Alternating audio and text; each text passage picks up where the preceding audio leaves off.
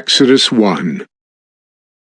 These are the names of the sons of Israel who came to Egypt with Jacob, each with his household: Reuben, Simeon, Levi and Judah, Issachar, Zebulun and Benjamin, Dan and Naphtali, Gad and Asher. All the descendants of Jacob were 70 persons. Joseph was already in Egypt. Then Joseph died, and all his brothers and all that generation. But the people of Israel were fruitful and increased greatly. They multiplied and grew exceedingly strong, so that the land was filled with them. Now there arose a new king over Egypt, who did not know Joseph, and he said to his people, "Behold, the people of Israel are too many and too mighty for us. Come, let us deal shrewdly with them, lest they multiply, and if war breaks out, they join our enemies and fight against us and escape from the land." Therefore they set taskmasters over them to afflict them with heavy burdens. They built for Pharaoh store cities, Pithom and Raamses. But the more they were oppressed, the more they multiplied, and the more they spread abroad. And the Egyptians were in dread of the people of Israel. So they ruthlessly made the people of Israel work as slaves, and made their lives bitter with hard service, in mortar and brick, and in all kinds of work in the field. In all their work they ruthlessly made them work as slaves. Then the king of Egypt said to the Hebrew midwives, one of whom was named Shiphrah and the other Puah, "When you serve as midwife to the Hebrew women, and see them on the birth stool, if it is a son, you shall kill him. But if it is a daughter, she shall live." But the midwives feared God, and did not do as the king of Egypt commanded them, but let the male children live. So the king of Egypt called the midwives, and said to them, "Why have you done this, and let the male children live?" The midwives said to Pharaoh, "Because the Hebrew women are not like the Egyptian women, for they are vigorous, and give birth before the midwife comes to them." So God dealt well with the midwives, and the people multiplied and grew very strong. And because the midwives feared God, he gave them families. Then Pharaoh commanded all his people, "Every son that is born to the Hebrews you shall cast into the Nile, but you shall let every daughter live." Now a man from the house of Levi went and took as his wife a Levite woman. The woman conceived and bore a son, and when she saw that he was a fine child, she hid him 3 months. When she could hide him no longer, she took for him a basket made of bulrushes, and daubed it with bitumen and pitch. She put the child in it, and placed it among the reeds by the riverbank. And his sister stood at a distance to know what would be done to him. Now the daughter of Pharaoh came down to bathe at the river, while her young women walked beside the river. She saw the basket among the reeds, and sent her servant woman, and she took it. When she opened it, she saw the child, and behold, the baby was crying. She took pity on him, and said, "This is one of the Hebrews' children." Then his sister said to Pharaoh's daughter, "Shall I go and call you a nurse from the Hebrew women to nurse the child for you?" And Pharaoh's daughter said to her, "Go." So the girl went and called the child's mother. And Pharaoh's daughter said to her, "Take this child away and nurse him for me, and I will give you your wages." So the woman took the child and nursed him. When the child grew up, she brought him to Pharaoh's daughter, and he became her son. She named him Moses. "Because," she said, "I drew him out of the water." One day, when Moses had grown up, he went out to his people and looked on their burdens. And he saw an Egyptian beating a Hebrew, one of his people. He looked this way and that, and seeing no one, he struck down the Egyptian and hid him in the sand. When he went out the next day, behold, 2 Hebrews were struggling together. And he said to the man in the wrong, "Why do you strike your companion?" He answered, Who made you a prince and a judge over us? Do you mean to kill me as you killed the Egyptian?" Then Moses was afraid and thought, "Surely the thing is known." When Pharaoh heard of it, he sought to kill Moses. But Moses fled from Pharaoh and stayed in the land of Midian, and he sat down by a well. Now the priest of Midian had 7 daughters, and they came and drew water and filled the troughs to water their father's flock. The shepherds came and drove them away, but Moses stood up and saved them and watered their flock. When they came home to their father Reuel, he said, "How is it that you have come home so soon today?" They said, An Egyptian delivered us out of the hand of the shepherds, and even drew water for us, and watered the flock. He said to his daughters, "Then where is he? Why have you left the man? Call him, that he may eat bread." And Moses was content to dwell with the man, and he gave Moses his daughter Zipporah. She gave birth to a son, and he called his name Gershom, for he said, "I have been a sojourner in a foreign land." During those many days the king of Egypt died, and the people of Israel groaned because of their slavery and cried out for help. Their cry for rescue from slavery came up to God, and God heard their groaning, and God remembered his covenant with Abraham, with Isaac, and with Jacob. God saw the people of Israel, and God knew. Now Moses was keeping the flock of his father-in-law Jethro, the priest of Midian, and he led his flock to the west side of the wilderness and came to Horeb, the mountain of God. And the angel of the Lord appeared to him in a flame of fire out of the midst of a bush. He looked, and behold, the bush was burning, yet it was not consumed. And Moses said, "I will turn aside to see this great sight, why the bush is not burned." When the Lord saw that he turned aside to see, God called to him out of the bush. "Moses, Moses." And he said, "Here I am." Then he said, "Do not come near. Take your sandals off your feet, for the place on which you are standing is holy ground." And he said, "I am the God of your father, the God of Abraham, the God of Isaac, and the God of Jacob." And Moses hid his face, for he was afraid to look at God. Then the Lord said, "I have surely seen the affliction of my people who are in Egypt, and have heard their cry because of their taskmasters.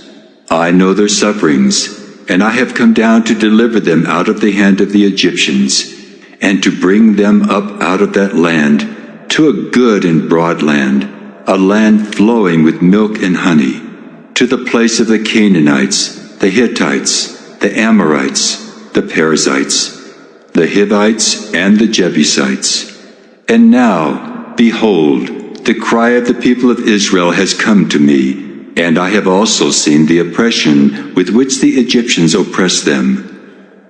Come, I will send you to Pharaoh, that you may bring my people, the children of Israel, out of Egypt." But Moses said to God, "Who am I that I should go to Pharaoh and bring the children of Israel out of Egypt?" He said, "But I will be with you, and this shall be the sign for you that I have sent you. When you have brought the people out of Egypt, you shall serve God on this mountain." Then Moses said to God, "If I come to the people of Israel and say to them, 'The God of your fathers has sent me to you,' and they ask me, 'What is his name?' what shall I say to them?" God said to Moses, "I am who I am." And he said, "Say this to the people of Israel, I am has sent me to you." God also said to Moses, "Say this to the people of Israel, the Lord, the God of your fathers, the God of Abraham, the God of Isaac, and the God of Jacob has sent me to you. This is my name forever, and thus I am to be remembered throughout all generations. Go and gather the elders of Israel together and say to them, 'The Lord, the God of your fathers, the God of Abraham, of Isaac, and of Jacob, has appeared to me, saying, I have observed you and what has been done to you in Egypt, and I promise that I will bring you up out of the affliction of Egypt to the land of the Canaanites, the Hittites, the Amorites, the Perizzites, the Hivites, and the Jebusites, a land flowing with milk and honey. And they will listen to your voice, and you and the elders of Israel shall go to the king of Egypt and say to him, The Lord, the God of the Hebrews, has met with us. And now, please let us go a 3 days' journey into the wilderness, that we may sacrifice to the Lord our God. But I know that the king of Egypt will not let you go unless compelled by a mighty hand. So I will stretch out my hand and strike Egypt with all the wonders that I will do in it. After that he will let you go. And I will give this people favor in the sight of the Egyptians. And when you go, you shall not go empty.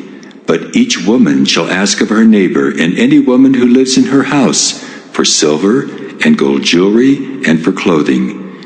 You shall put them on your sons and on your daughters. So you shall plunder the Egyptians. Then Moses answered, But behold, they will not believe me or listen to my voice, for they will say, The Lord did not appear to you. The Lord said to him, What is that in your hand? He said, A staff? And he said, Throw it on the ground. So he threw it on the ground, and it became a serpent, and Moses ran from it. But the Lord said to Moses, Put out your hand and catch it by the tail. So he put out his hand and caught it, and it became a staff in his hand. That they may believe that the Lord, the God of their fathers, the God of Abraham, the God of Isaac, and the God of Jacob, has appeared to you. Again the Lord said to him, Put your hand inside your cloak. And he put his hand inside his cloak, and when he took it out, behold, his hand was leprous like snow. Then God said, Put your hand back inside your cloak. So he put his hand back inside his cloak, and when he took it out, behold, it was restored like the rest of his flesh.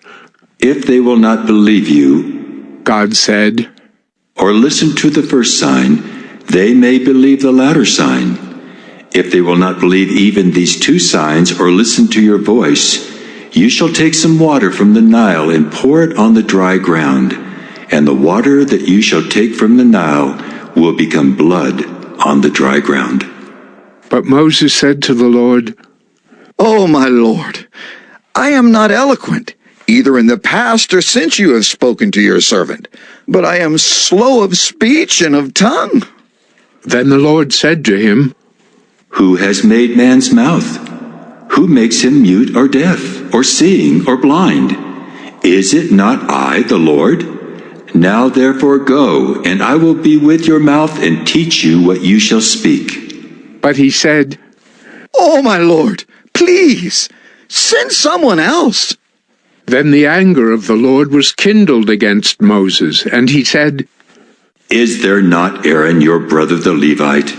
I know that he can speak well. Behold, he is coming out to meet you, and when he sees you, he will be glad in his heart. You shall speak to him and put the words in his mouth, and I will be with your mouth and with his mouth, and will teach you both what to do. He shall speak for you to the people, and he shall be your mouth, and you shall be as God to him. And take in your hand the staff with which you shall do the signs. Moses went back to Jethro, his father-in-law, and said to him, Please, let me go back to my brothers in Egypt, to see whether they are still alive. And Jethro said to Moses, Go in peace. And the Lord said to Moses in Midian, Go back to Egypt, for all the men who were seeking your life are dead. So Moses took his wife and his sons, and had them ride on a donkey, and went back to the land of Egypt. And Moses took the staff of God in his hand, and the Lord said to Moses, When you go back to Egypt, see that you do before Pharaoh all the miracles that I have put in your power. but I will harden his heart, so that he will not let the people go. Then you shall say to Pharaoh, Thus says the Lord, Israel is my firstborn son, and I say to you, Let my son go that he may serve me. If you refuse to let him go, behold, I will kill your firstborn son. At a lodging place on the way, the Lord met him, and sought to put him to death. Then Zipporah took a flint and cut off her son's foreskin, and touched Moses' feet with it, and said, Surely you are a bridegroom of blood to me. So he let him alone. It was then that she said, A bridegroom of blood, because of the circumcision. The Lord said to Aaron, Go into the wilderness to meet Moses. So he went and met him at the mountain of God and kissed him. And Moses told Aaron all the words of the Lord with which he had sent him to speak, and all the signs that he had commanded him to do. Then Moses and Aaron went and gathered together all the elders of the people of Israel. Aaron spoke all the words that the Lord had spoken to Moses, and did the signs in the sight of the people. And the people believed. And when they heard that the Lord had visited the people of Israel, and that he had seen their affliction, they bowed their heads and worshipped. Afterward Moses and Aaron went and said to Pharaoh, Thus says the Lord, the God of Israel, Let my people go, that they may hold a feast to me in the wilderness. But Pharaoh said, Who is the Lord that I should obey his voice and let Israel go? I do not know the Lord, and moreover, I will not let Israel go. Then they said, The God of the Hebrews has met with us. Please let us go a 3 days' journey into the wilderness, that we may sacrifice to the Lord our God, lest he fall upon us with pestilence or with the sword. But the king of Egypt said to them, Moses and Aaron, why do you take the people away from their work? Get back to your burdens. And Pharaoh said, Behold, the people of the land are now many, and you make them rest from their burdens?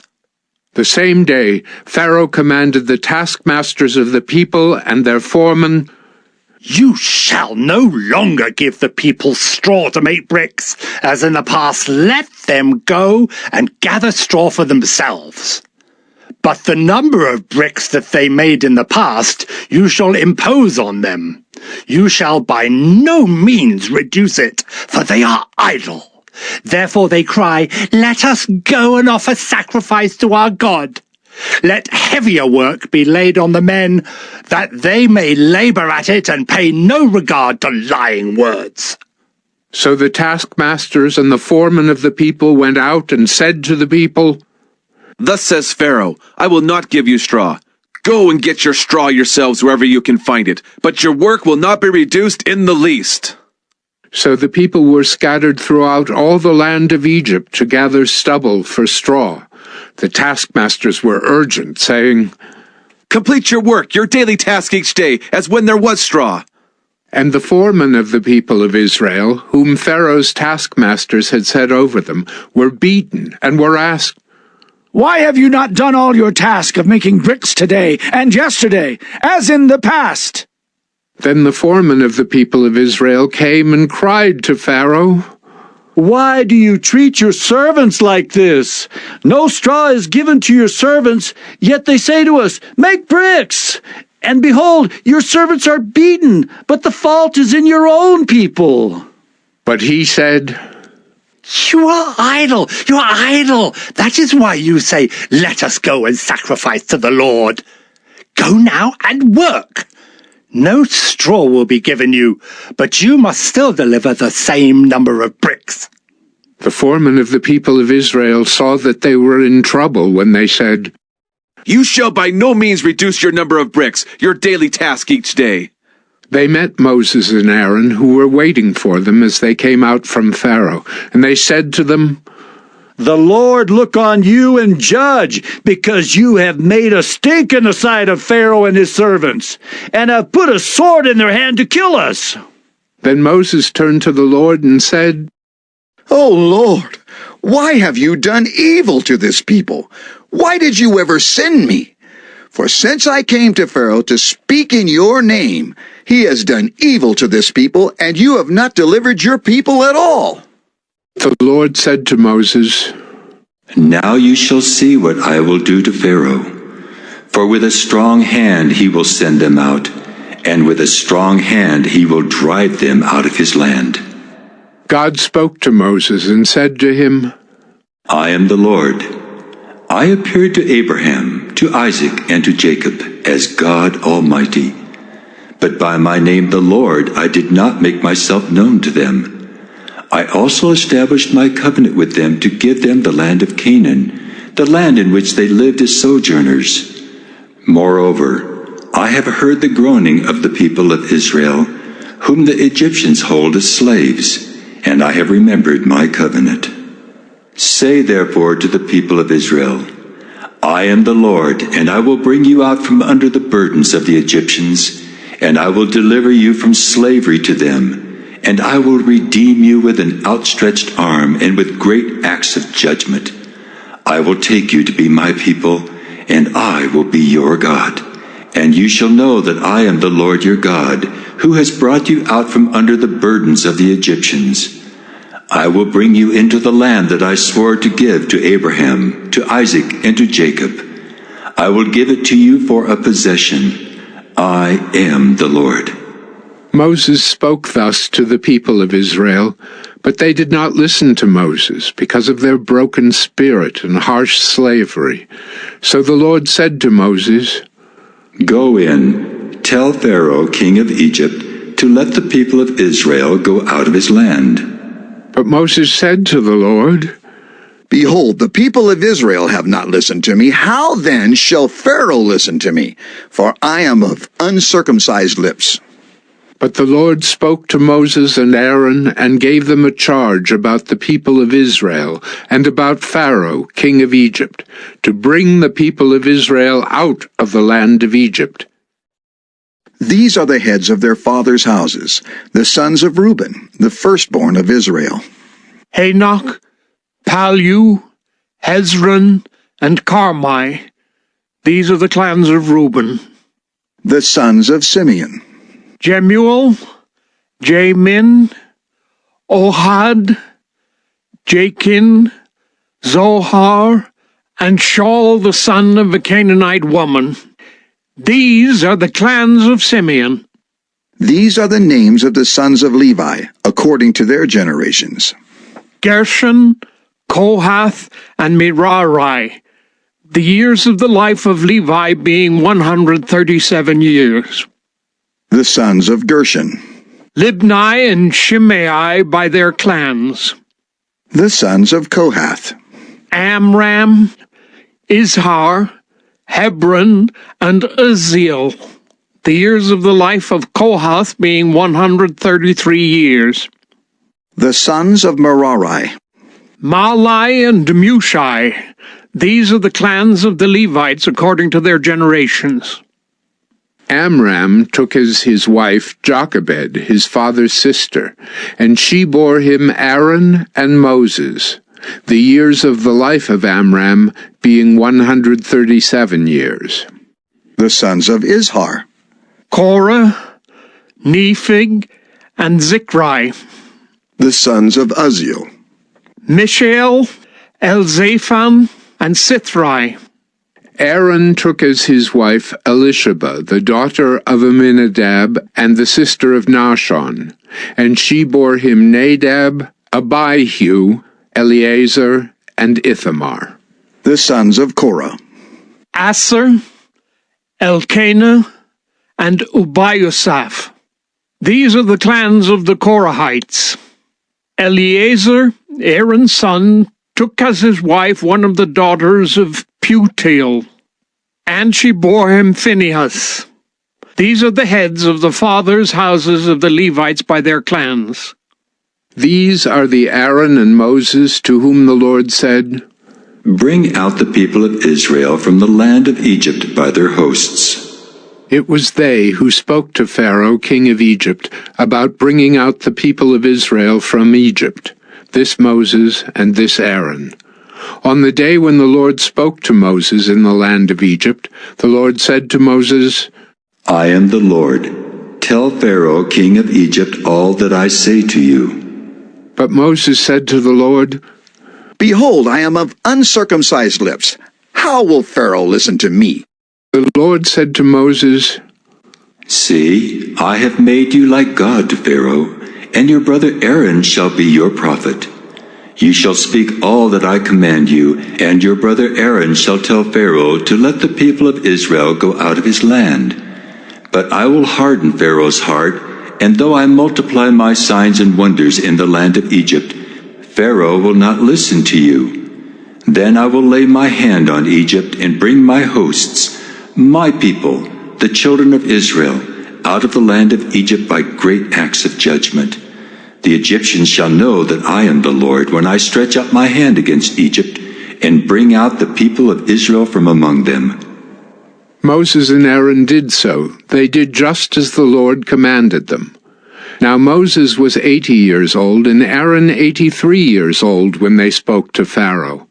Then the Lord said to Moses and Aaron, When Pharaoh says to you, Prove yourselves by working a miracle, then you shall say to Aaron, Take your staff and cast it down before Pharaoh, that it may become a serpent.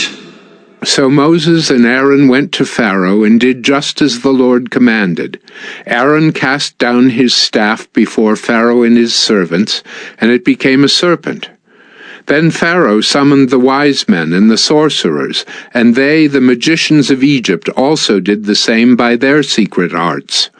For each man cast down his staff, and they became serpents. But Aaron's staff swallowed up their staffs. Still Pharaoh's heart was hardened, and he would not listen to them, as the Lord had said. Then the Lord said to Moses, Pharaoh's heart is hardened. He refuses to let the people go. Go to Pharaoh in the morning as he is going out to the water. Stand on the bank of the Nile to meet him, and take in your hand the staff that turned into a serpent. And you shall say to him, The Lord, the God of the Hebrews, sent me to you, saying, Let my people go that they may serve me in the wilderness. But so far you have not obeyed. Thus says the Lord, By this you shall know that I am the Lord. Behold, with the staff that is in my hand, I will strike the water that is in the Nile, and it shall turn into blood. The fish in the Nile shall die, and the Nile will stink. And the Egyptians will grow weary of drinking water from the Nile. And the Lord said to Moses, Say to Aaron, Take your staff and stretch out your hand over the waters of Egypt, over their rivers, their canals, and their ponds, and all their pools of water, so that they may become blood. And there shall be blood throughout all the land of Egypt, even in vessels of wood and in vessels of stone. Moses and Aaron did as the Lord commanded. In the sight of Pharaoh and in the sight of his servants, he lifted up the staff and struck the water in the Nile, and all the water in the Nile turned into blood. And the fish in the Nile died, and the Nile stank, so that the Egyptians could not drink water from the Nile. There was blood throughout all the land of Egypt. But the magicians of Egypt did the same by their secret arts. So Pharaoh's heart remained hardened, and he would not listen to them as the Lord had said. Pharaoh turned and went into his house, and he did not take even this to heart. And all the Egyptians dug along the Nile for water to drink, for they could not drink the water of the Nile. 7 full days passed after the Lord had struck the Nile. And the Lord said to Moses, Go into Pharaoh and say to him, Thus says the Lord, Let my people go that they may serve me. But if you refuse to let them go, behold, I will plague all your country with frogs. the Nile shall swarm with frogs that shall come up into your house, and into your bedroom, and on your bed, and into the houses of your servants and your people, and into your ovens and your kneading bowls. The frogs shall come up on you, and on your people, and on all your servants. And the Lord said to Moses, Say to Aaron, Stretch out your hand with your staff over the rivers, over the canals and over the pools, and make frogs come up on the land of Egypt. So Aaron stretched out his hand over the waters of Egypt, and the frogs came up and covered the land of Egypt. But the magicians did the same by their secret arts, and made frogs come up on the land of Egypt. Then Pharaoh called Moses and Aaron and said, Plead with the Lord to take away the frogs from me and from my people, and I will let the people go to sacrifice to the Lord. Moses said to Pharaoh, Be pleased to command me when I am to plead for you, and for your servants, and for your people, that the frogs be cut off from you and your houses, and be left only in the Nile. And he said, Tomorrow. Moses said, Be it as you say, so that you may know that there is no one like the Lord our God. The frogs shall go away from you, and your houses, and your servants, and your people. They shall be left only in the Nile. So Moses and Aaron went out from Pharaoh, and Moses cried to the Lord about the frogs as he had agreed with Pharaoh. And the Lord did according to the word of Moses. The frogs died out in the houses, the courtyards, and the fields. And they gathered them together in heaps, and the land stank. But when Pharaoh saw that there was a respite, he hardened his heart, and would not listen to them, as the Lord had said. Then the Lord said to Moses, Say to Aaron, Stretch out your staff and strike the dust of the earth, so that it may become gnats in all the land of Egypt. And they did so. Aaron stretched out his hand with his staff, and struck the dust of the earth. And there were gnats on man and beast. All the dust of the earth became gnats in all the land of Egypt. The magicians tried by their secret arts to produce gnats, but they could not. So there were gnats on man and beast. Then the magicians said to Pharaoh, This is the finger of God. But Pharaoh's heart was hardened, and he would not listen to them, as the Lord had said. Then the Lord said to Moses, Rise up early in the morning, and present yourself to Pharaoh, as he goes out to the water, and say to him, Thus says the Lord, Let my people go, that they may serve me. Or else, if you will not let my people go, behold, I will send swarms of flies on you and your servants and your people, and into your houses. And the houses of the Egyptians shall be filled with swarms of flies, and also the ground on which they stand. But on that day I will set apart the land of Goshen where my people dwell, so that no swarms of flies shall be there, that you may know that I am the Lord in the midst of the earth. Thus I will put a division between my people and your people. Tomorrow this sign shall happen. And the Lord did so. There came great swarms of flies into the house of Pharaoh and into his servants' houses. Throughout all the land of Egypt, the land was ruined by the swarms of flies. Then Pharaoh called Moses and Aaron and said, Go, sacrifice to your God within the land. But Moses said, It would not be right to do so. For the offerings we shall sacrifice to the Lord our God are an abomination to the Egyptians. If we sacrifice offerings abominable to the Egyptians before their eyes, will they not stone us? We must go 3 days' journey into the wilderness and sacrifice to the Lord our God, as he tells us. So Pharaoh said, I will let you go to sacrifice to the Lord your God in the wilderness. Only you must not go very far away. Plead for me. Then Moses said, Behold, I am going out from you, and I will plead with the Lord that the swarms of flies may depart from Pharaoh, from his servants, and and from his people tomorrow. Only let not Pharaoh cheat again by not letting the people go to sacrifice to the Lord." So Moses went out from Pharaoh and prayed to the Lord. And the Lord did as Moses asked, and removed the swarms of flies from Pharaoh, from his servants, and from his people. Not one remained. But Pharaoh hardened his heart this time also, and did not let the people go. Then the Lord said to Moses, "Go into Pharaoh and say to him, 'Thus says the Lord, the God of the Hebrews, let my people go that they may serve me. For if you refuse to let them go and still hold them, behold, the hand of the Lord will fall with a very severe plague upon your livestock that are in the field, the horses, the donkeys, the camels, the herds, and the flocks. But the Lord will make a distinction between the livestock of Israel and the livestock of Egypt, so that nothing of all that belongs to the people of Israel shall die.'" And the Lord set a time, saying, "Tomorrow the Lord will do this thing in the land." And the next day the Lord did this thing. All the livestock of the Egyptians died, but not one of the livestock of the people of Israel died. And Pharaoh sent, and behold, not one of the livestock of Israel was dead. But the heart of Pharaoh was hardened, and he did not let the people go.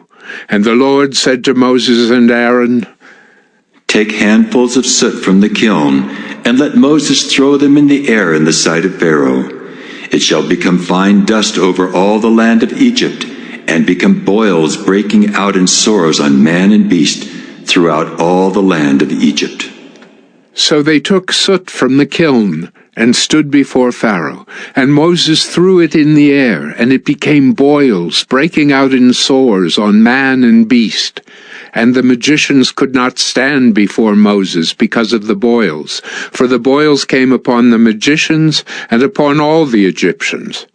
But the Lord hardened the heart of Pharaoh, and he did not listen to them, as the Lord had spoken to Moses. Then the Lord said to Moses, "Rise up early in the morning and present yourself before Pharaoh and say to him, 'Thus says the Lord, the God of the Hebrews, let my people go that they may serve me. For this time I will send all my plagues on you yourself, and on your servants and your people, so that you may know that there is none like me in all the earth. For by now I could have put out my hand and struck you and your people with pestilence, and you would have been cut off from the earth. But for this purpose I have raised you up, to show you my power, so that my name may be proclaimed in all the earth. You are still exalting yourself against my people, and will not let them go. Behold, about this time tomorrow I will cause very heavy hail to fall, such as never has been in Egypt from the day it was founded until now. Now therefore, send, get your livestock and all that you have in the field into safe shelter. For every man and beast that is in the field and is not brought home will die when the hail falls on them." Then whoever feared the word of the Lord among the servants of Pharaoh hurried his slaves and his livestock into the houses. But whoever did not pay attention to the word of the Lord left his slaves and his livestock in the field. Then the Lord said to Moses, "Stretch out your hand toward heaven, so that there may be hail in all the land of Egypt, on man and beast, and every plant of the field in the land of Egypt." Then Moses stretched out his staff toward heaven, and the Lord sent thunder and hail, and fire ran down to the earth. And the Lord rained hail upon the land of Egypt. There was hail and fire flashing continually in the midst of the hail, very heavy hail, such as had never been in all the land of Egypt since it became a nation.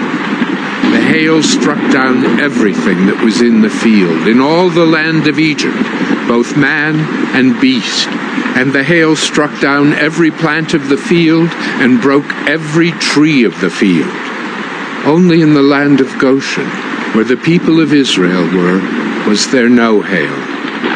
Then Pharaoh sent and called Moses and Aaron and said to them, This time I have sinned. The Lord is in the right, and I and my people are in the wrong. Plead with the Lord, for there has been enough of God's thunder and hail. I will let you go, and you shall stay no longer. Moses said to him, As soon as I have gone out of the city, I will stretch out my hands to the Lord. The thunder will cease, and there will be no more hail, so that you may know that the earth is the Lord's. But as for you and your servants, I know that you do not yet fear the Lord God. The flax and the barley were struck down, for the barley was in the ear and the flax was in bud. But the wheat and the emmer were not struck down, for they are late in coming up. So Moses went out of the city from Pharaoh and stretched out his hands to the Lord, and the thunder and the hail ceased, and the rain no longer poured upon the earth. But when Pharaoh saw that the rain and the hail and the thunder had ceased, he sinned yet again and hardened his heart, he and his servants. So the heart of Pharaoh was hardened, and he did not let the people of Israel go, just as the Lord had spoken through Moses. And the Lord said to Moses, Go into Pharaoh, for I have hardened his heart and the heart of his servants, that I may show these signs of mine among them, and that you may tell in the hearing of your son and of your grandson how I have dealt harshly with the Egyptians, and what signs I have done among them, that you may know that I am the Lord. So Moses and Aaron went into Pharaoh and said to him, Thus says the Lord, the God of the Hebrews, How long will you refuse to humble yourself before me? Let my people go, that they may serve me. For if you refuse to let my people go, behold, tomorrow I will bring locusts into your country, and they shall cover the face of the land so that no one can see the land. And they shall eat what is left to you after the hail, and they shall eat every tree of yours that grows in the field.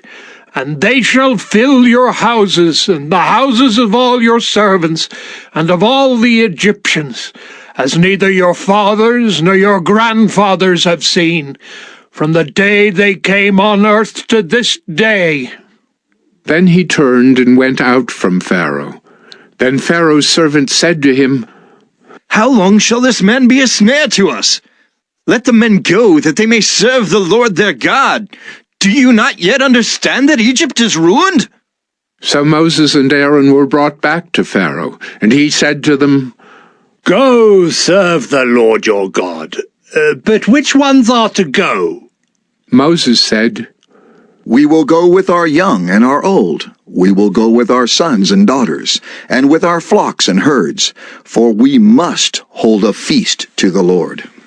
But he said to them, The Lord be with you if ever I let you and your little ones go. Look, you have some evil purpose in mind. No. Go, the men among you, and serve the Lord, for that is what you are asking.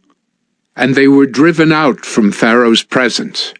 Then the Lord said to Moses, Stretch out your hand over the land of Egypt for the locusts, so that they may come upon the land of Egypt, and eat every plant in the land, all that the hail has left. So Moses stretched out his staff over the land of Egypt, and the Lord brought an east wind upon the land all that day and all that night. When it was morning, the east wind had brought the locusts. The locusts came up over all the land of Egypt, and settled on the whole country of Egypt, such a dense swarm of locusts as had never been before, nor ever will be again. They covered the face of the whole land, so that the land was darkened, and they ate all the plants in the land and all the fruit of the trees that the hail had left. Not a green thing remained, neither tree nor plant of the field, through all the land of Egypt. Then Pharaoh hastily called Moses and Aaron and said, I have sinned against the Lord your God and against you. Now therefore, forgive my sin, please, only this once, and plead with the Lord your God only to remove this death from me. So he went out from Pharaoh and pleaded with the Lord. And the Lord turned the wind into a very strong west wind, which lifted the locusts and drove them into the Red Sea. Not a single locust was left in all the country of Egypt. But the Lord hardened Pharaoh's heart, and he did not let the people of Israel go. Then the Lord said to Moses, "Stretch out your hand toward heaven, that there may be darkness over the land of Egypt, a darkness to be felt." So Moses stretched out his hand toward heaven, and there was pitch darkness in all the land of Egypt 3 days. They did not see one another, nor did anyone rise from his place for 3 days. But all the people of Israel had light where they lived. Then Pharaoh called Moses and said, "Go serve the Lord. Your little ones also may go with you. Only let your flocks and your herds remain behind." But Moses said, "You must also let us have sacrifices and burnt offerings, that we may sacrifice to the Lord our God. Our livestock also must go with us. Not a hoof shall be left behind, for we must take of them to serve the Lord our God. And we do not know with what we must serve the Lord until we arrive there." But the Lord hardened Pharaoh's heart, and he would not let them go. Then Pharaoh said to him, "Get away from me! Take care never to see my face again, for on the day you see my face, you shall die." Moses said, "As you say, I will not see your face again."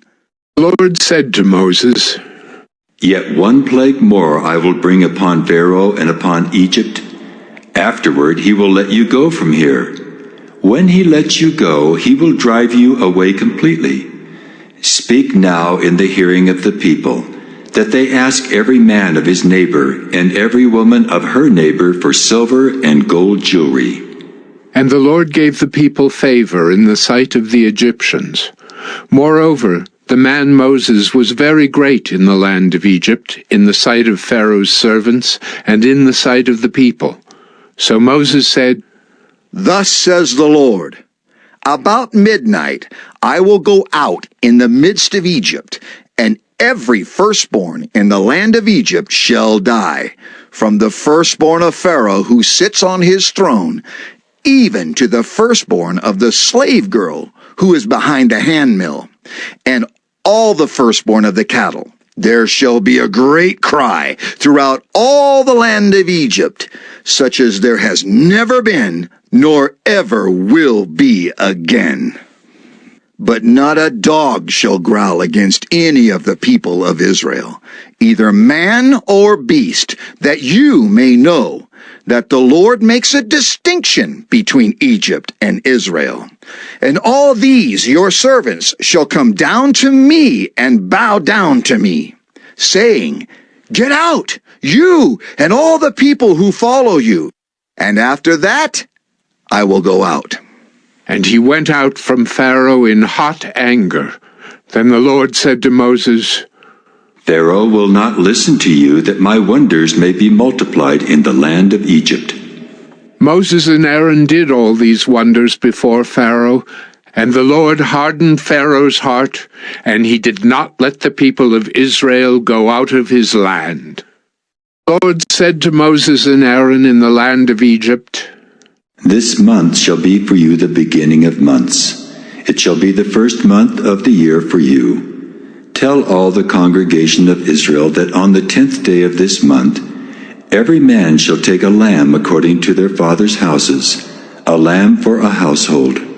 And if the household is too small for a lamb, then he and his nearest neighbor shall take according to the number of persons. According to what each can eat, you shall make your count for the lamb.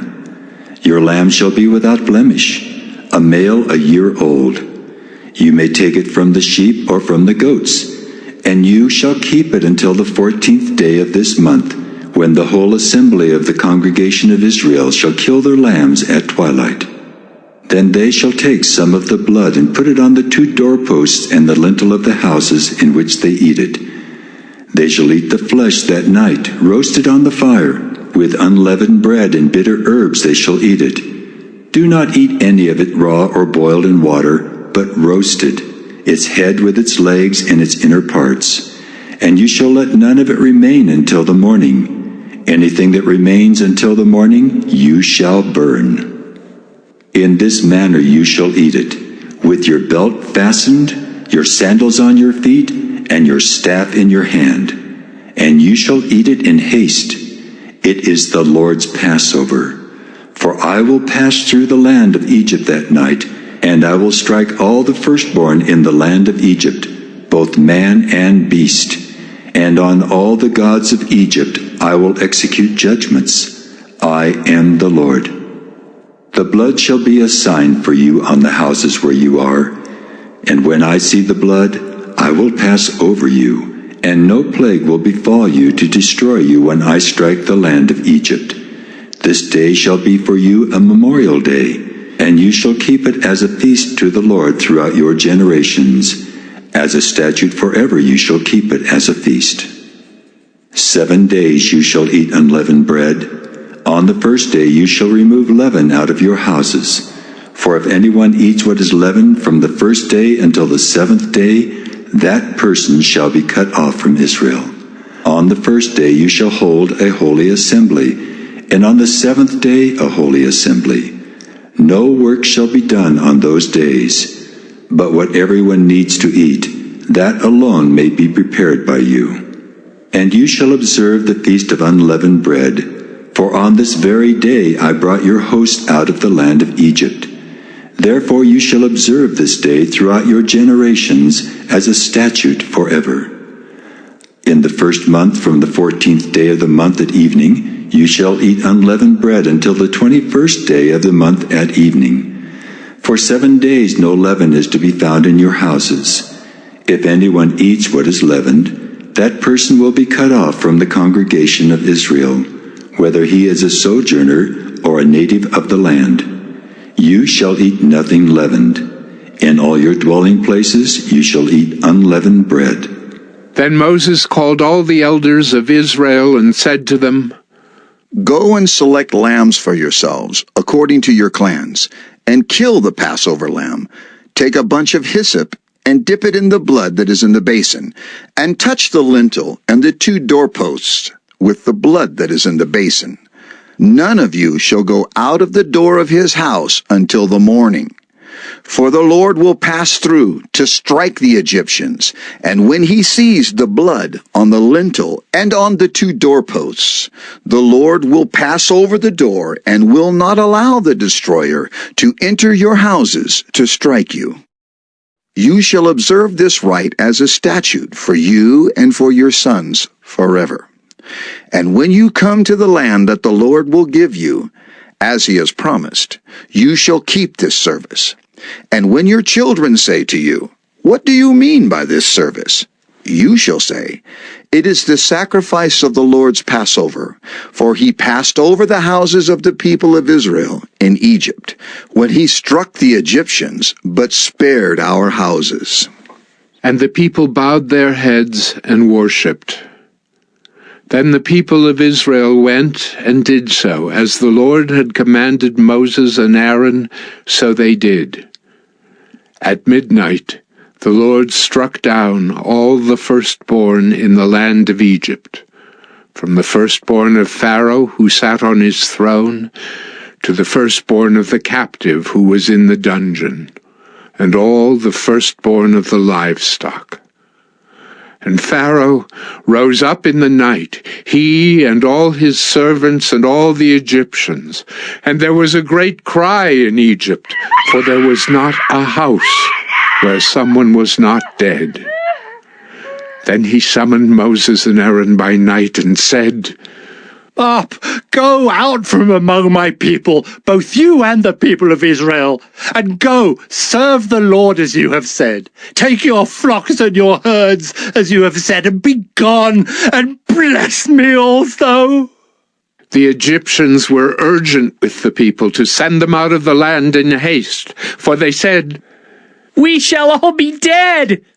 So the people took their dough before it was leavened, their kneading bowls being bound up in their cloaks on their shoulders. The people of Israel had also done as Moses told them, for they had asked the Egyptians for silver and gold jewelry and for clothing. And the Lord had given the people favor in the sight of the Egyptians, so that they let them have what they asked. Thus they plundered the Egyptians, and the people of Israel journeyed from Ramesses to Succoth, about 600,000 men on foot, besides women and children. A mixed multitude also went up with them, and very much livestock, both flocks and herds. And they baked unleavened cakes of the dough that they had brought out of Egypt, for it was not leavened, because they were thrust out of Egypt and could not wait, nor had they prepared any provisions for themselves. The time that the people of Israel lived in Egypt was 430 years. At the end of 430 years, on that very day, all the hosts of the Lord went out from the land of Egypt. It was a night of watching by the Lord, to bring them out of the land of Egypt. So this same night is a night of watching kept to the Lord by all the people of Israel throughout their generations. And the Lord said to Moses and Aaron, This is the statute of the Passover. No foreigner shall eat of it, but every slave that is bought for money may eat of it after you have circumcised him. No foreigner or hired servant may eat of it. It shall be eaten in one house. You shall not take any of the flesh outside the house, and you shall not break any of its bones. All the congregation of Israel shall keep it. If a stranger shall sojourn with you, and would keep the Passover to the Lord, let all his males be circumcised. Then he may come near and keep it. He shall be as a native of the land. But no uncircumcised person shall eat of it. There shall be one law for the native and for the stranger who sojourns among you. All the people of Israel did just as the Lord commanded Moses and Aaron. And on that very day the Lord brought the people of Israel out of the land of Egypt by their hosts. The Lord said to Moses, Consecrate to me all the firstborn. Whatever is the first to open the womb among the people of Israel, both of man and of beast, is mine. Then Moses said to the people, Remember this day in which you came out from Egypt, out of the house of slavery. For by a strong hand the Lord brought you out from this place. No leavened bread shall be eaten. Today, in the month of Abib, you are going out. And when the Lord brings you into the land of the Canaanites, the Hittites, the Amorites, the Hivites, and the Jebusites, which he swore to your fathers to give you, a land flowing with milk and honey, you shall keep this service in this month. 7 days you shall eat unleavened bread, and on the 7th day there shall be a feast to the Lord. Unleavened bread shall be eaten for 7 days. No leavened bread shall be seen with you, and no leaven shall be seen with you in all your territory. You shall tell your son on that day, It is because of what the Lord did for me when I came out of Egypt, and it shall be to you as a sign on your hand, and as a memorial between your eyes, that the law of the Lord may be in your mouth. For with a strong hand the Lord has brought you out of Egypt. You shall therefore keep this statute at its appointed time, from year to year. When the Lord brings you into the land of the Canaanites, as he swore to you and your fathers, and shall give it to you, you shall set apart to the Lord all that first opens the womb. All the firstborn of your animals that are males shall be the Lord's. Every firstborn of a donkey you shall redeem with a lamb. Or if you will not redeem it, you shall break its neck.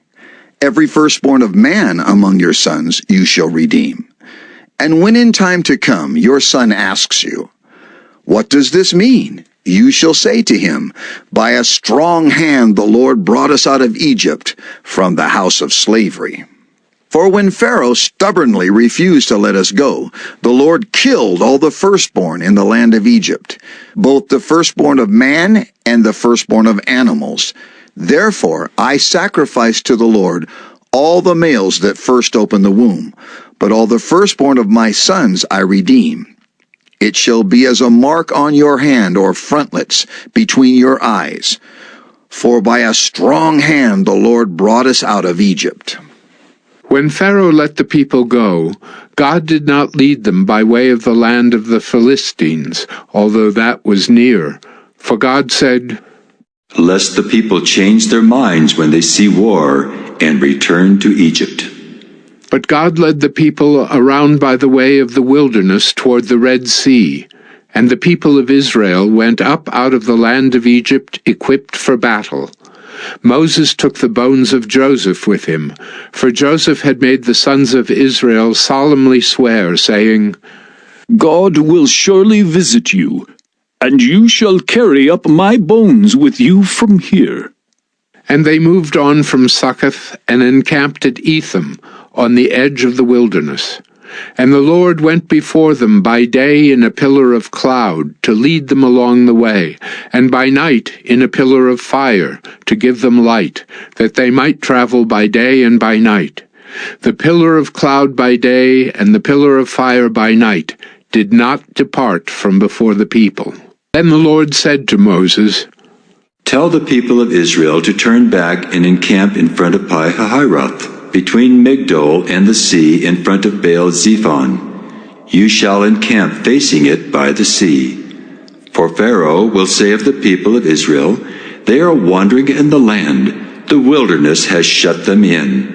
And I will harden Pharaoh's heart, and he will pursue them, and I will get glory over Pharaoh and all his host. And the Egyptians shall know that I am the Lord." And they did so.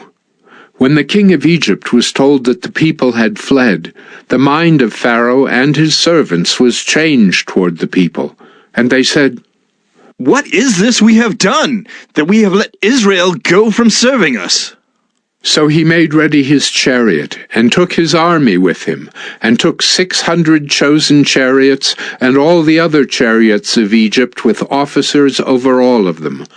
And the Lord hardened the heart of Pharaoh, king of Egypt, and he pursued the people of Israel while the people of Israel were going out defiantly.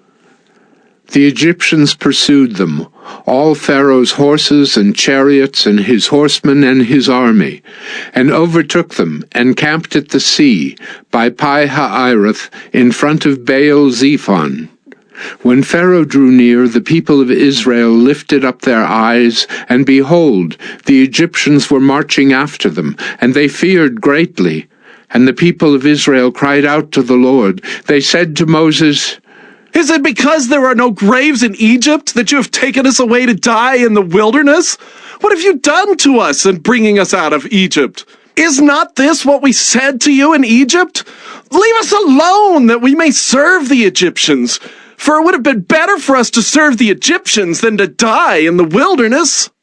And Moses said to the people, "Fear not, stand firm, and see the salvation of the Lord, which he will work for you today.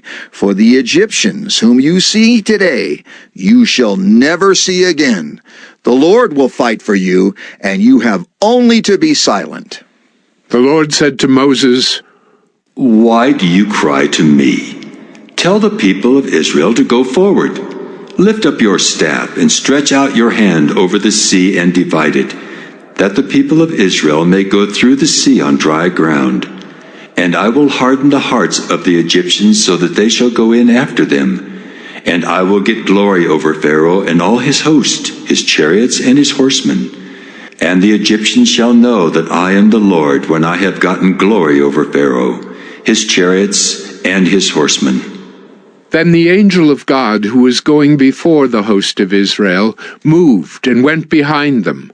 And the pillar of cloud moved from before them and stood behind them, coming between the host of Egypt and the host of Israel.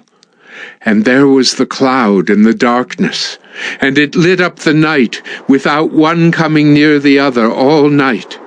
Then Moses stretched out his hand over the sea, and the Lord drove the sea back by a strong east wind all night, and made the sea dry land, and the waters were divided. And The people of Israel went into the midst of the sea on dry ground, the waters being a wall to them on their right hand and on their left. The Egyptians pursued and went in after them into the midst of the sea, all Pharaoh's horses, his chariots, and his horsemen.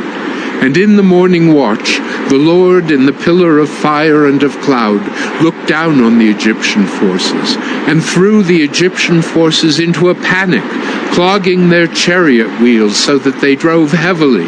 And the Egyptians said, "Let us flee from before Israel, for the Lord fights for them against the Egyptians." Then the Lord said to Moses, "Stretch out your hand over the sea, that the water may come back upon the Egyptians, upon their chariots, and upon their horsemen." So Moses stretched out his hand over the sea, and the sea returned to its normal course when the morning appeared. And as the Egyptians fled into it, the Lord threw the Egyptians into the midst of the sea. The waters returned and covered the chariots and the horsemen. Of all the host of Pharaoh that had followed them into the sea, not one of them remained. But the people of Israel walked on dry ground through the sea, the waters being a wall to them on their right hand and on their left. Thus the Lord saved Israel that day from the hand of the Egyptians, and Israel saw the Egyptians dead on the seashore. Israel saw the great power that the Lord used against the Egyptians. So the people feared the Lord, and they believed in the Lord and in his servant Moses. Then Moses and the people of Israel sang this song to the Lord, saying, I will sing to the Lord, for he has triumphed gloriously. The horse and his rider he has thrown into the sea. The Lord is my strength and my song, and he has become my salvation. This is my God, and I will praise him, my father's God, and I will exalt him. The Lord is a man of war. The Lord is his name. Pharaoh's chariots and his host he cast into the sea, and his chosen officers were sunk in the Red Sea.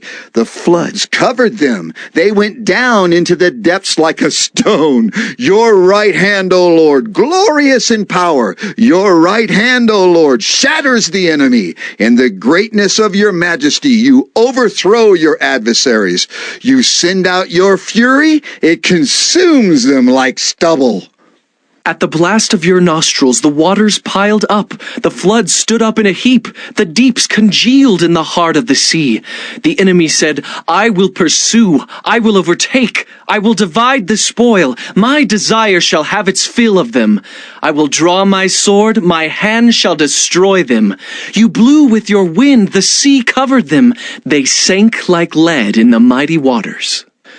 Who is like you, O Lord, among the gods? Who is like you, majestic in holiness, awesome in glorious deeds, doing wonders?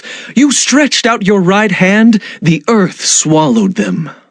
You have led in your steadfast love the people whom you have redeemed. You have guided them by your strength to your holy abode. The peoples have heard, they tremble. Pangs have seized the inhabitants of Philistia. Now are the chiefs of Edom dismayed. Trembling seizes the leaders of Moab. All the inhabitants of Canaan have melted away. Terror and dread fall upon them. Because of the greatness of your arm, they are still as a stone, till your people, O Lord, pass by, till the people pass by whom you have purchased. You will bring them in and plant them on your own mountain, the place, O Lord, which you have made for your abode, the sanctuary, O Lord, which your hands have established. The Lord will reign forever and ever. For when the horses of Pharaoh with his chariots and his horsemen went into the sea, the Lord brought back the waters of the sea upon them. But the people of Israel walked on dry ground in the midst of the sea. Then Miriam the prophetess, the sister of Aaron, took a tambourine in her hand, and all the women went out after her with tambourines and dancing. And Miriam sang to them, Sing to the Lord, for he has triumphed gloriously. The horse and his rider he has thrown into the sea. Then Moses made Israel set out from the Red Sea, and they went into the wilderness of Shur. They went 3 days in the wilderness, and found no water. When they came to Marah, they could not drink the water of Marah, because it was bitter. Therefore it was named Marah. And the people grumbled against Moses, saying, "What shall we drink?" And he cried to the Lord, and the Lord showed him a log, and he threw it into the water, and the water became sweet. There the Lord made for them a statute and a rule, and there he tested them, saying, If you will diligently listen to the voice of the Lord your God, and do that which is right in his eyes, and give ear to his commandments, and keep all his statutes, I will put none of the diseases on you that I put on the Egyptians, for I am the Lord your healer. Then they came to Elim, where there were 12 springs of water and 70 palm trees, and they encamped there by the water. Exodus 16.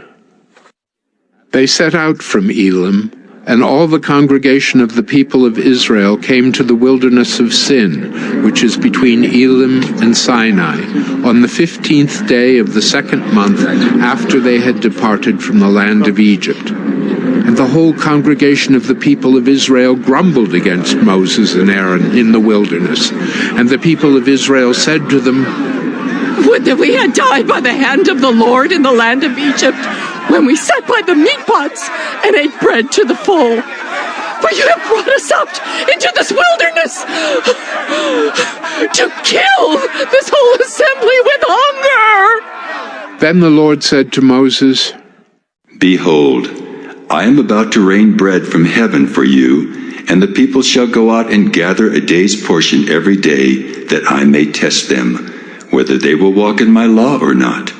On the 6th day, when they prepare what they bring in, it will be twice as much as they gather daily.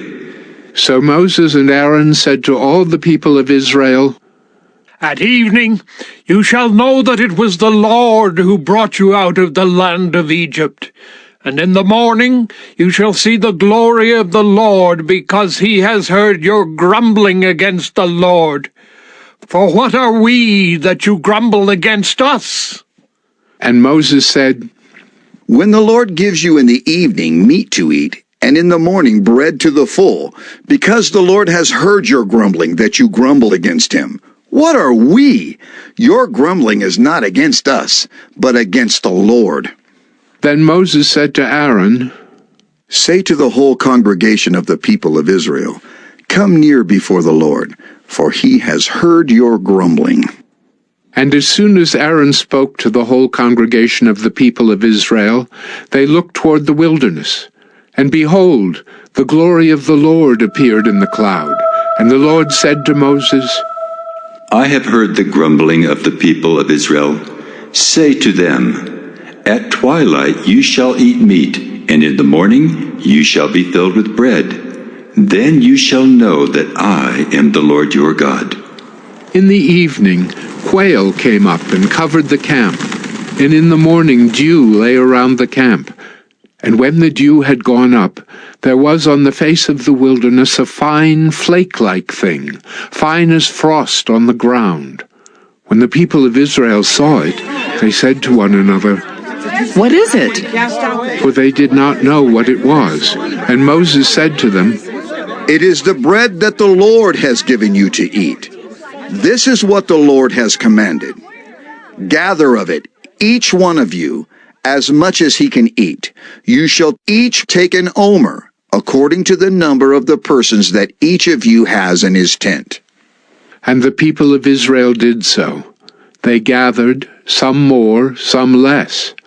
But when they measured it with an omer, whoever gathered much had nothing left over, and whoever gathered little had no lack. Each of them gathered as much as he could eat. And Moses said to them, Let no one leave any of it over till the morning. But they did not listen to Moses. Some left part of it till the morning, and it bred worms and stank. And Moses was angry with them. Morning by morning they gathered it, each as much as he could eat. But when the sun grew hot, it melted. On the 6th day they gathered twice as much bread, 2 omers each. And when all the leaders of the congregation came and told Moses, he said to them, "This is what the Lord has commanded. Tomorrow is a day of solemn rest, a holy Sabbath to the Lord. Bake what you will bake, and boil what you will boil, and all that is left over lay aside to be kept till the morning." So they laid it aside till the morning, as Moses commanded them. And it did not stink, and there were no worms in it. Moses said, "Eat it today, for today is a Sabbath to the Lord. Today you will not find it in the field. 6 days you shall gather it, but on the 7th day, which is a Sabbath, there will be none." On the 7th day some of the people went out to gather, but they found none. And the Lord said to Moses, How long will you refuse to keep my commandments and my laws? See, the Lord has given you the Sabbath. Therefore on the 6th day he gives you bread for 2 days. Remain each of you in his place. Let no one go out of his place on the 7th day. So the people rested on the 7th day. Now the house of Israel called its name manna. It was like coriander seed, white, and the taste of it was like wafers made with honey. Moses said, "This is what the Lord has commanded. Let an omer of it be kept throughout your generations, so that they may see the bread with which I fed you in the wilderness, when I brought you out of the land of Egypt." And Moses said to Aaron, "Take a jar and put an omer of manna in it, and place it before the Lord to be kept throughout your generations." As the Lord commanded Moses, so Aaron placed it before the testimony to be kept. The people of Israel ate the manna 40 years till they came to a habitable land. They ate the manna till they came to the border of the land of Canaan. An omer is the 10th part of an ephah. All the congregation of the people of Israel moved on from the wilderness of Sin by stages, according to the commandment of the Lord, and camped at Rephidim. But there was no water for the people to drink. Therefore the people quarreled with Moses and said, "Give us water to drink." And Moses said to them, "Why do you quarrel with me? Why do you test the Lord?" But the people thirsted there for water, and the people grumbled against Moses and said, "Why did you bring us up out of Egypt to kill us and our children and our livestock with thirst?" So Moses cried to the Lord, "What shall I do with this people? They are almost ready to stone me." And the Lord said to Moses, Pass on before the people, taking with you some of the elders of Israel, and take in your hand the staff with which you struck the Nile, and go.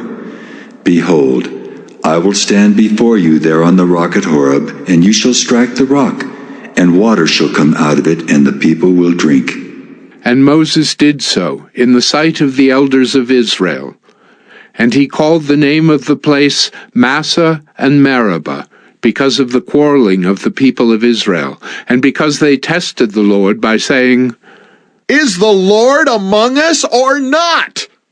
Then Amalek came and fought with Israel at Rephidim. So Moses said to Joshua, "Choose for us men, and go out and fight with Amalek. Tomorrow I will stand on the top of the hill with the staff of God in my hand." So Joshua did as Moses told him, and fought with Amalek, while Moses, Aaron, and Hur went up to the top of the hill. Whenever Moses held up his hand, Israel prevailed, and whenever he lowered his hand, Amalek prevailed. But Moses' hands grew weary, so they took a stone and put it under him, and he sat on it, while Aaron and Hur held up his hands, one on one side and the other on the other side. So his hands were steady until the going down of the sun. And Joshua overwhelmed Amalek and his people with the sword.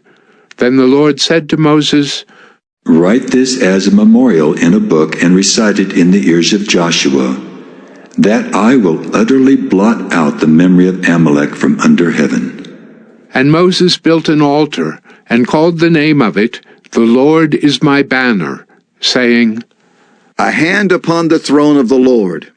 The Lord will have war with Amalek from generation to generation. Exodus 18. Jethro, the priest of Midian, Moses' father-in-law, heard of all that God had done for Moses and for Israel his people, how the Lord had brought Israel out of Egypt. Now Jethro, Moses' father-in-law, had taken Zipporah, Moses' wife, after he had sent her home, along with her 2 sons. The name of the one was Gershom, for he said, I have been a sojourner in a foreign land. And the name of the other, Eliezer, for he said, The God of my father was my help, and delivered me from the sword of Pharaoh. Jethro, Moses' father-in-law, came with his sons and his wife to Moses in the wilderness, where he was encamped at the mountain of God. And when he sent word to Moses, I, your father-in-law Jethro, am coming to you with your wife and her 2 sons with her. Moses went out to meet his father-in-law, and bowed down and kissed him. And they asked each other of their welfare, and went into the tent. Then Moses told his father-in-law all that the Lord had done to Pharaoh and to the Egyptians for Israel's sake, all the hardship that had come upon them in the way, and how the Lord had delivered them. And Jethro rejoiced for all the good that the Lord had done to Israel, in that he had delivered them out of the hand of the Egyptians. Jethro said, Blessed be the Lord, who has delivered you out of the hand of the Egyptians and out of the hand of Pharaoh, and has delivered the people from under the hand of the Egyptians. Now I know that the Lord is greater than all gods, because in this affair they dealt arrogantly with the people. And Jethro, Moses' father-in-law, brought a burnt offering and sacrifices to God.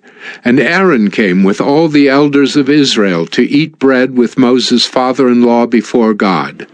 The next day Moses sat to judge the people, and the people stood around Moses from morning till evening. When Moses' father-in-law saw all that he was doing for the people, he said, What is this that you are doing for the people? Why do you sit alone, and all the people stand around you from morning till evening? And Moses said to his father-in-law, Because the people come to me to inquire of God. When they have a dispute, they come to me, and I decide between one person and another, and I make them know the statutes of God and his laws. Moses' father-in-law said to him, What you are doing is not good. You and the people with you will certainly wear yourselves out, for the thing is too heavy for you. You are not able to do it alone. Now obey my voice, I will give you advice, and God be with you. You shall represent the people before God, and bring their cases to God.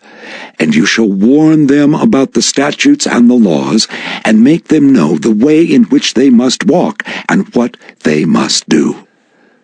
Moreover, look for able men from all the people, men who fear God, who are trustworthy and hate a bribe, and place such men over the people as chiefs of thousands, of hundreds, of 50s, and of 10s, and let them judge the people at all times. Every great matter they shall bring to you, but any small matter they shall decide themselves. So it will be easier for you, and they will bear the burden with you. If you do this, God will direct you. You will be able to endure, and all this people also will go to their place in peace. So Moses listened to the voice of his father-in-law, and did all that he had said. Moses chose able men out of all Israel, and made them heads over the people, chiefs of thousands, of hundreds, of 50s, and of 10s. and they judged the people at all times. Any hard case they brought to Moses, but any small matter they decided themselves. Then Moses let his father-in-law depart, and he went away to his own country. On the 3rd new moon, after the people of Israel had gone out of the land of Egypt, on that day they came into the wilderness of Sinai. They set out from Rephidim and came into the wilderness of Sinai, and they encamped in the wilderness. There Israel encamped before the mountain, while Moses went up to God. The Lord called to him out of the mountain, saying, Thus you shall say to the house of Jacob and tell the people of Israel, You yourselves have seen what I did to the Egyptians, and how I bore you on eagle's wings, and brought you to myself. Now, therefore, if you will indeed obey my voice and keep my covenant, you shall be my treasured possession among all peoples.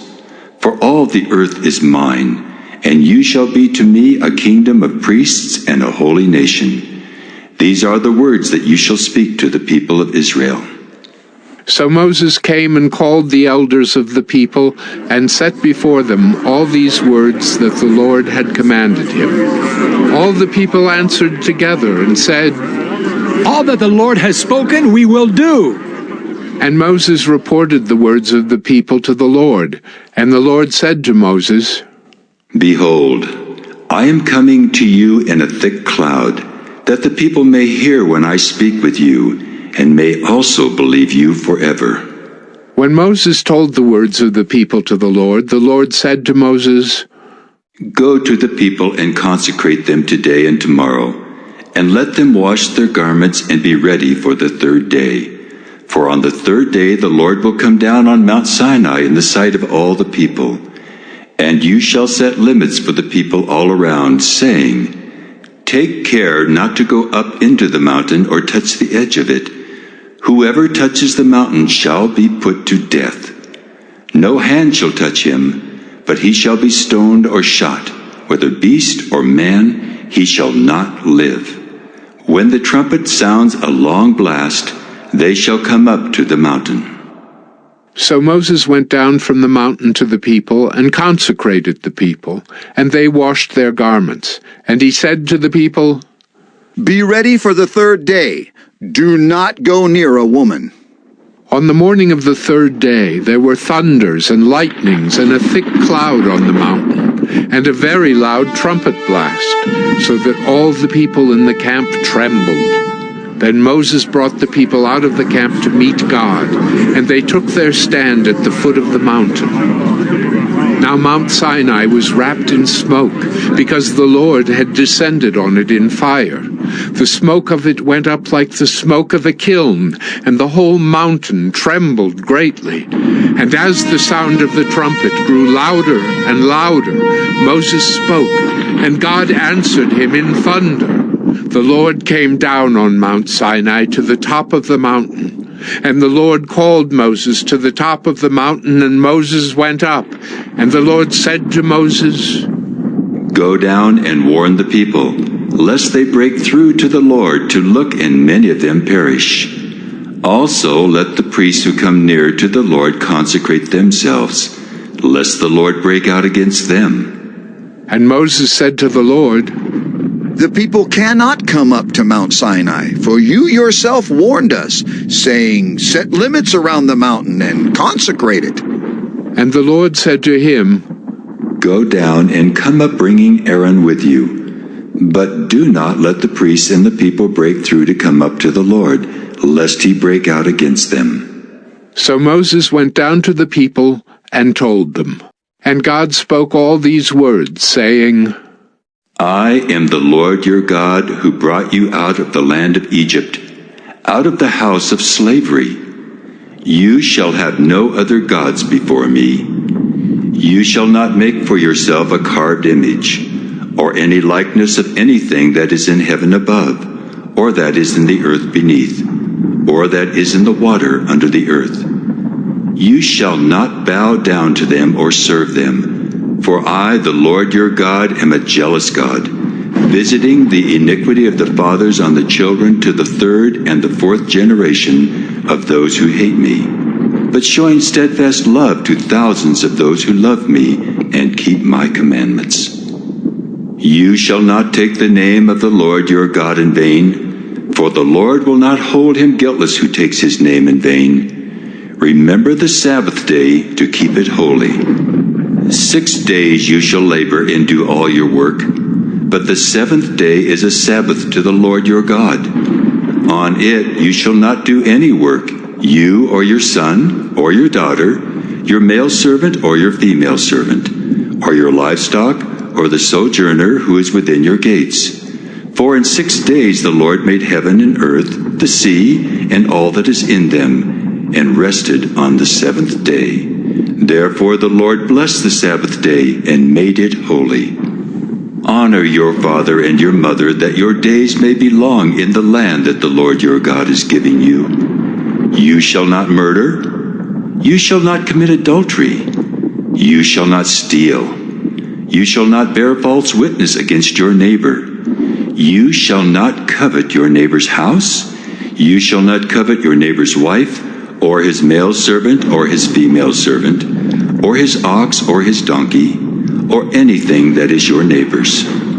Now when all the people saw the thunder and the flashes of lightning and the sound of the trumpet and the mountain smoking, the people were afraid and trembled, and they stood far off and said to Moses, You speak to us, and we will listen, but do not let God speak to us, lest we die. Moses said to the people, Do not fear, for God has come to test you, that the fear of him may be before you, that you may not sin. The people stood far off, while Moses drew near to the thick darkness where God was. And the Lord said to Moses, Thus you shall say to the people of Israel, You have seen for yourselves that I have talked with you from heaven. You shall not make gods of silver to be with me, nor shall you make for yourselves gods of gold. An altar of earth you shall make for me, and sacrifice on it your burnt offerings and your peace offerings, your sheep and your oxen. In every place where I cause my name to be remembered, I will come to you and bless you. If you make me an altar of stone, you shall not build it of hewn stones, for if you wield your tool on it, you profane it. And you shall not go up by steps to my altar, that your nakedness be not exposed on it. Now these are the rules that you shall set before them. When you buy a Hebrew slave, he shall serve 6 years, and in the 7th he shall go out free for nothing. If he comes in single, he shall go out single. If he comes in married, then his wife shall go out with him. If his master gives him a wife, and she bears him sons or daughters, the wife and her children shall be her master's, and he shall go out alone. But if the slave plainly says, I love my master, my wife, and my children, I will not go out free, then his master shall bring him to God, and he shall bring him to the door or the doorpost, and his master shall bore his ear through with an awl, and he shall be his slave forever. When a man sells his daughter as a slave, she shall not go out as the male slaves do. If she does not please her master, who has designated her for himself, then he shall let her be redeemed. He shall have no right to sell her to a foreign people, since he has broken faith with her. If he designates her for his son, he shall deal with her as with a daughter. If he takes another wife to himself, he shall not diminish her food, her clothing, or her marital rights. And if he does not do these 3 things for her, she shall go out for nothing, without payment of money. Whoever strikes a man so that he dies shall be put to death. But if he did not lie in wait for him, but God let him fall into his hand, then I will appoint for you a place to which he may flee. But if a man willfully attacks another to kill him by cunning, you shall take him from my altar, that he may die. Whoever strikes his father or his mother shall be put to death. Whoever steals a man and sells him, and anyone found in possession of him shall be put to death. Whoever curses his father or his mother shall be put to death. When men quarrel, and one strikes the other with a stone or with his fist, and the man does not die, but takes to his bed, then if the man rises again and walks outdoors with his staff, he who struck him shall be clear. Only he shall pay for the loss of his time, and shall have him thoroughly healed. When a man strikes his slave, male or female, with a rod, and the slave dies under his hand, he shall be avenged. But if the slave survives a day or two, he is not to be avenged, for the slave is his money. When men strive together and hit a pregnant woman so that her children come out, but there is no harm, the one who hit her shall surely be fined, as the woman's husband shall impose on him, and he shall pay as the judges determine. But if there is harm, then you shall pay life for life, eye for eye, tooth for tooth, hand for hand, foot for foot, burn for burn, wound for wound, stripe for stripe. When a man strikes the eye of his slave, male or female, and destroys it, he shall let the slave go free because of his eye. If he knocks out the tooth of his slave, male or female, he shall let the slave go free because of his tooth. When an ox gores a man or a woman to death, the ox shall be stoned, and its flesh shall not be eaten. But the owner of the ox shall not be liable. But if the ox has been accustomed to gore in the past, and its owner has been warned but has not kept it in, and it kills a man or a woman, the ox shall be stoned, and its owner also shall be put to death. If a ransom is imposed on him, then he shall give for the redemption of his life whatever is imposed on him. If it gores a man's son or daughter, he shall be dealt with according to this same rule. If the ox gores a slave, male or female, the owner shall give to their master 30 shekels of silver, and the ox shall be stoned. When a man opens a pit, or when a man digs a pit, and does not cover it, and an ox or a donkey falls into it, the owner of the pit shall make restoration. He shall give money to its owner, and the dead beast shall be his. When one man's ox butts another's, so that it dies, then they shall sell the live ox and share its price, and the dead beast also they shall share. Or if it is known that the ox has been accustomed to gore in the past, and its owner has not kept it in, he shall repay ox for ox, and the dead beast shall be his. You shall not spread a false report. You shall not join hands with a wicked man to be a malicious witness. You shall not fall in with the many to do evil, nor shall you bear witness in a lawsuit, siding with the many, so as to pervert justice. Nor shall you be partial to a poor man in his lawsuit. If you meet your enemy's ox or his donkey going astray, you shall bring it back to him. If you see the donkey of one who hates you lying down under its burden, you shall refrain from leaving him with it. You shall rescue it with him. You shall not pervert the justice due to your poor in his lawsuit. Keep far from a false charge, and do not kill the innocent and righteous, for I will not acquit the wicked. And you shall take no bribe. For a bribe blinds the clear-sighted and subverts the cause of those who are in the right. You shall not oppress a sojourner. You know the heart of a sojourner, for you were sojourners in the land of Egypt. For 6 years you shall sow your land and gather in its yield. But the 7th year you shall let it rest and lie fallow, that the poor of your people may eat, and what they leave the beast of the field may eat.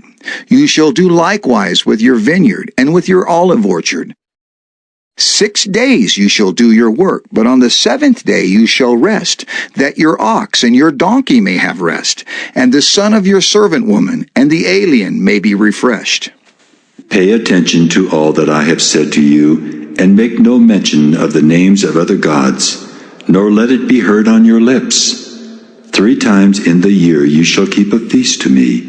You shall keep the feast of unleavened bread. As I commanded you, you shall eat unleavened bread for 7 days at the appointed time in the month of Abib.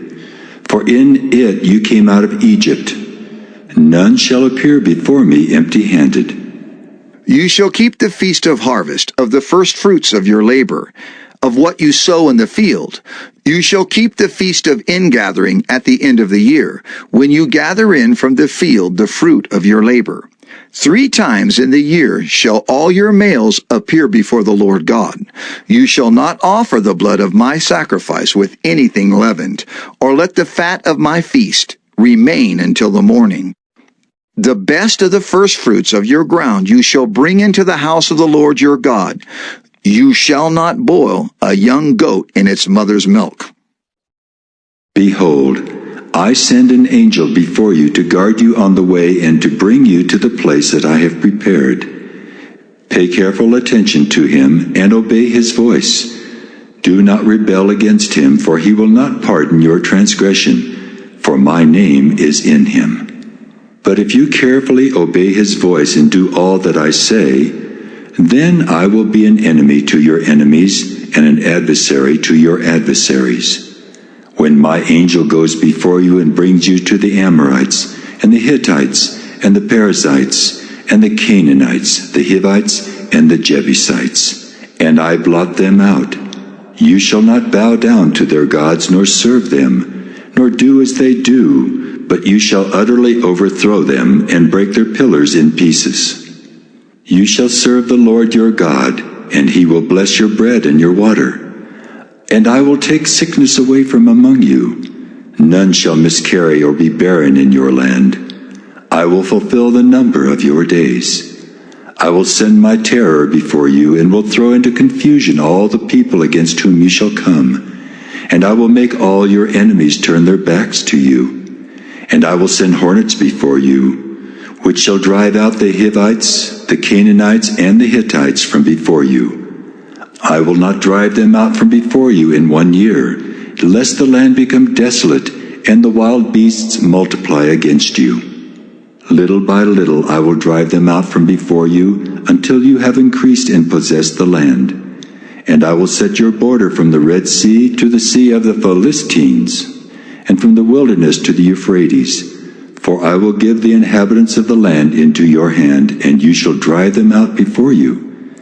You shall make no covenant with them and their gods.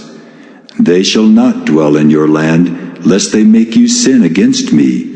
For if you serve their gods, it will surely be a snare to you. Then he said to Moses, Come up to the Lord, you and Aaron, Nadab and Abihu, and 70 of the elders of Israel, and worship from afar. Moses alone shall come near to the Lord, but the others shall not come near, and the people shall not come up with him. Moses came and told the people all the words of the Lord and all the rules. And all the people answered with one voice and said, All the words that the Lord has spoken we will do. And Moses wrote down all the words of the Lord. He rose early in the morning and built an altar at the foot of the mountain, and 12 pillars according to the 12 tribes of Israel. And he sent young men of the people of Israel, who offered burnt offerings and sacrificed peace offerings of oxen to the Lord. And Moses took half of the blood and put it in basins, and half of the blood he threw against the altar. Then he took the book of the covenant and read it in the hearing of the people. And they said, All that the Lord has spoken we will do, and we will be obedient. And Moses took the blood and threw it on the people and said, Behold, the blood of the covenant that the Lord has made with you, in accordance with all these words. Then Moses and Aaron, Nadab and Abihu, and 70 of the elders of Israel went up, and they saw the God of Israel. There was under his feet, as it were, a pavement of sapphire stone, like the very heaven for clearness. And he did not lay his hand on the chief men of the people of Israel. They beheld God, and ate and drank. The Lord said to Moses, Come up to me on the mountain, and wait there, that I may give you the tablets of stone, with the law and the commandment, which I have written for their instruction." So Moses rose with his assistant Joshua, and Moses went up into the mountain of God, and he said to the elders, "Wait here for us until we return to you. And behold, Aaron and Hur are with you. Whoever has a dispute, let him go to them." Then Moses went up on the mountain, and the cloud covered the mountain. The glory of the Lord dwelt on Mount Sinai, and the cloud covered it 6 days. And on the 7th day he called to Moses out of the midst of the cloud. Now the appearance of the glory of the Lord was like a devouring fire on the top of the mountain in the sight of the people of Israel. Moses entered the cloud and went up on the mountain. And Moses was on the mountain 40 days and 40 nights. The Lord said to Moses, "Speak to the people of Israel that they take for me a contribution. From every man whose heart moves him, you shall receive the contribution for me. And this is the contribution that you shall receive from them: gold, silver, and bronze, blue and purple, and scarlet yarns and fine twined linen, goat's hair, tanned ram skins, goat skins, acacia wood, oil for the lamps, spices for the anointing oil and for the fragrant incense, onyx stones, and stones for setting, for the ephod and for the breastpiece. And let them make me a sanctuary that I may dwell in their midst, exactly as I show you concerning the pattern of the tabernacle and of all its furniture, so you shall make it. They shall make an ark of acacia wood. 2 cubits and a half shall be its length, 1 cubit and a half its breadth, and 1 cubit and a half its height. You shall overlay it with pure gold, inside and outside shall you overlay it, and you shall make on it a molding of gold around it. You shall cast 4 rings of gold for it, and put them on its 4 feet, 2 rings on the one side of it, and 2 rings on the other side of it. You shall make poles of acacia wood, and overlay them with gold. And you shall put the poles into the rings on the sides of the ark, to carry the ark by them. The poles shall remain in the rings of the ark, they shall not be taken from it. And you shall put into the ark the testimony that I shall give you. You shall make a mercy seat of pure gold. 2 cubits and a half shall be its length, and 1 cubit and a half its breadth. And you shall make 2 cherubim of gold. Of hammered work shall you make them.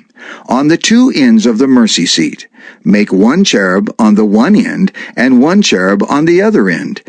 Of one piece with the mercy seat shall you make the cherubim on its 2 ends. The cherubim shall spread out their wings above, overshadowing the mercy seat with their wings, their faces one to another. Toward the mercy seat shall the faces of the cherubim be. And you shall put the mercy seat on the top of the ark, and in the ark you shall put the testimony that I shall give you. There I will meet with you, and from above the mercy seat, from between the 2 cherubim that are on the ark of the testimony, I will speak with you about all that I will give you in commandment for the people of Israel. You shall make a table of acacia wood. 2 cubits shall be its length, 1 cubit its breadth, and 1 cubit and a half its height. You shall overlay it with pure gold, and make a molding of gold around it. And you shall make a rim around it, a handbreadth wide, and a molding of gold around the rim. And you shall make for it 4 rings of gold, and fasten the rings to the 4 corners at its 4 legs. Close to the frame the rings shall lie, as holders for the poles to carry the table. You shall make the poles of acacia wood, and overlay them with gold, and the table shall be carried with these. And you shall make its plates and dishes for incense, and its flagons and bowls with which to pour drink offerings. You shall make them of pure gold. And you shall set the bread of the presence on the table before me regularly.